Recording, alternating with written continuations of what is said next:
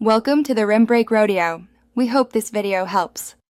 In this video, I will explain how to make delicious ice cream candy. First, let's gather our essential ingredients. You'll need heavy cream, whole milk, sugar, and your favorite flavorings like vanilla extract or cocoa powder. Make sure you have a sturdy stand mixer, a freezer-safe pan, and parchment paper ready.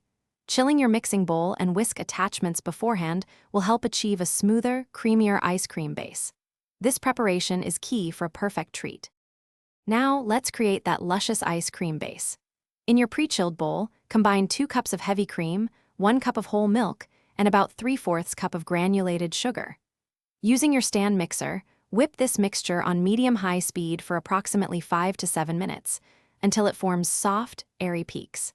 Then, carefully fold in your desired flavorings, such as 1 teaspoon of vanilla extract or 2 tablespoons of cocoa powder, ensuring it's well incorporated.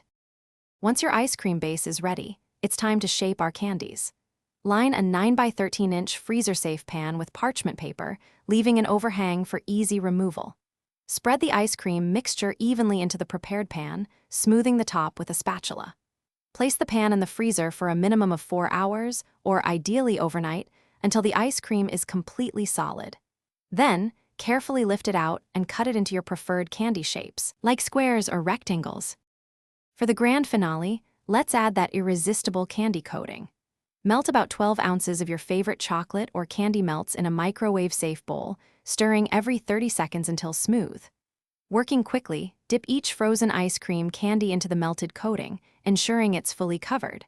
Allow any excess to drip off. Before the coating completely sets, you can add fun decorations like colorful sprinkles, chopped nuts, or a drizzle of contrasting chocolate. Enjoy your homemade ice cream candy. Thanks for watching. Consider subscribing if we helped you.